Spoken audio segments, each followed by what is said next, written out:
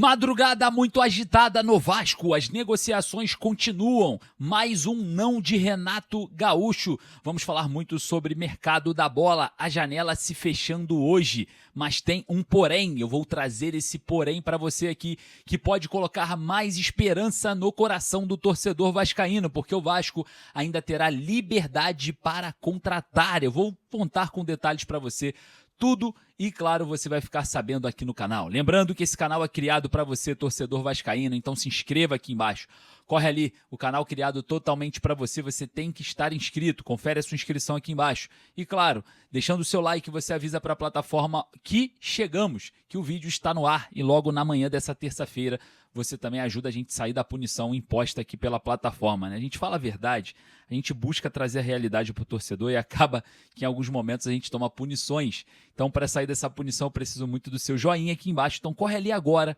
Não custa nada, é de graça, deixa o seu like.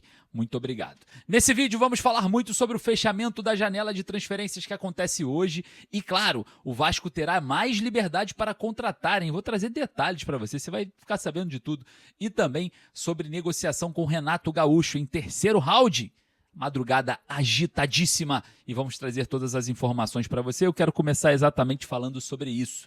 Na noite da última segunda-feira, tivemos a informação. Renato Portaluppi recusa a segunda investida do Vasco para ser treinador do Cruz Maltino. Já existe especulação, né, de quanto o Renato Gaúcho teria pedido para fechar com o Vasco, cerca de 2 milhões e 200 mil. Foi a última especulação, não que seja verdade, algo que está sendo especulado. Eu acho que acima de 1 milhão e 200, 1 milhão e 300 para o Renato Gaúcho está muito superfaturado, tá? É óbvio que todas as negociações que a diretoria do Vasco fez com Arthur Jorge, com Marcelo Galhardo, acabaram sendo prejudiciais, porque inflacionou a pedida do Renato Gaúcho.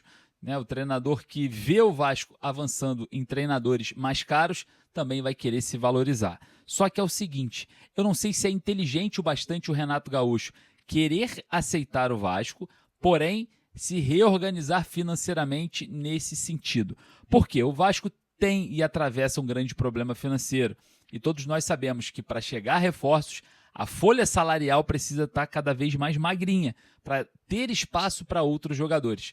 Se o Renato Gaúcho e o Vasco ceder às vontades financeiras do treinador, ele vai acabar cavando a própria cova. Ah, mas como assim? Ele vai receber milhões na conta, vai ficar... Olha só, preste atenção. Quando o Renato Gaúcho se inserir na folha salarial do Vasco, o Vasco vai perder competitividade na próxima janela de transferências, porque parece que até hoje não teremos reforços. E na próxima janela de transferências, tem a janela extra ainda esse mês, eu vou trazer detalhes para você, a gente tem uma falta de espaço ocasionada pelo próprio treinador na folha salarial vascaína. E aí você vai me perguntar, pô, mas como assim? O Renato Gaúcho é um grande problema ele fazer uma pedida tão alta, porque ele não vale. Ele só vai inflacionar a folha, ele só vai inchar a folha salarial. Porque todos nós sabemos, no primeiro escalão, né, do futebol brasileiro, o Renato Gaúcho não tem vaga.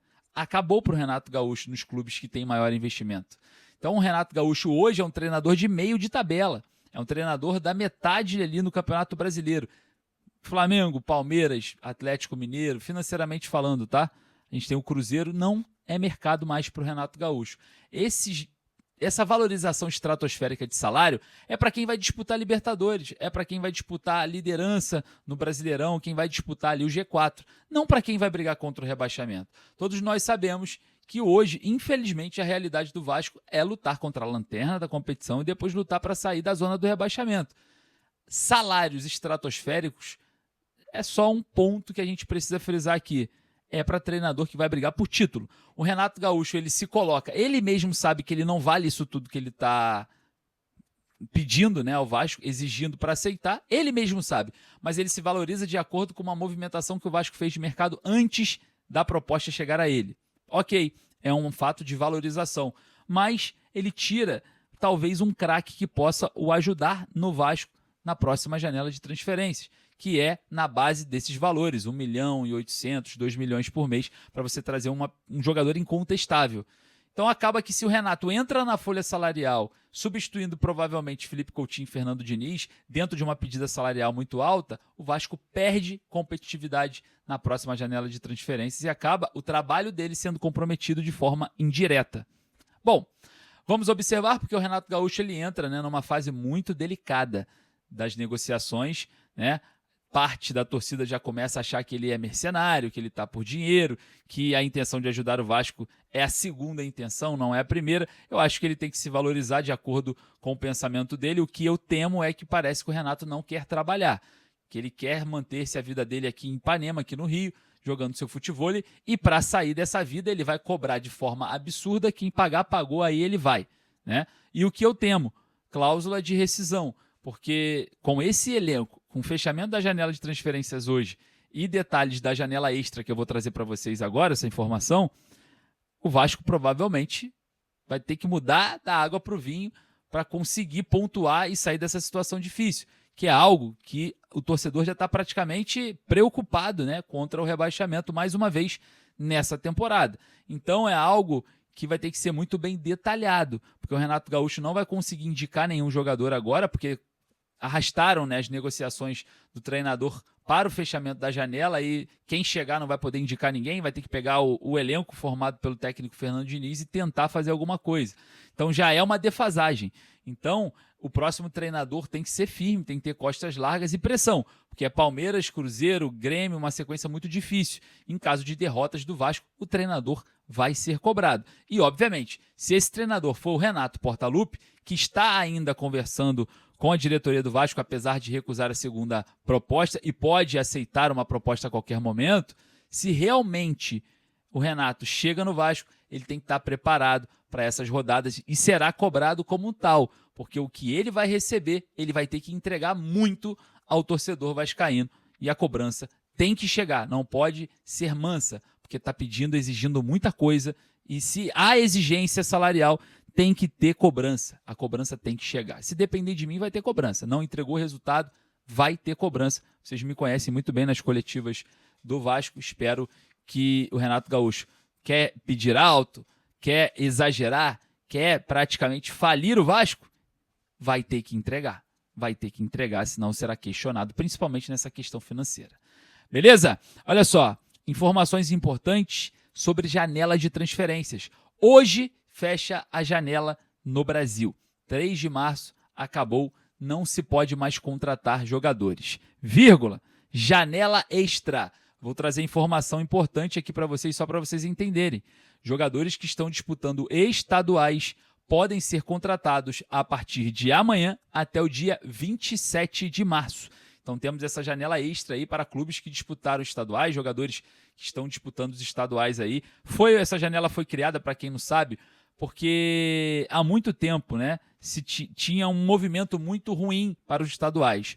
Por exemplo, um dos clubes pequenos se destacavam, ia para a semifinal, final, e os grandes iam lá e contratavam os jogadores, né, desses times pequenos. Acabava que o futebol se defasava, né, dessas equipes e acabava perdendo competitividade. Então, o que se fez no Brasil?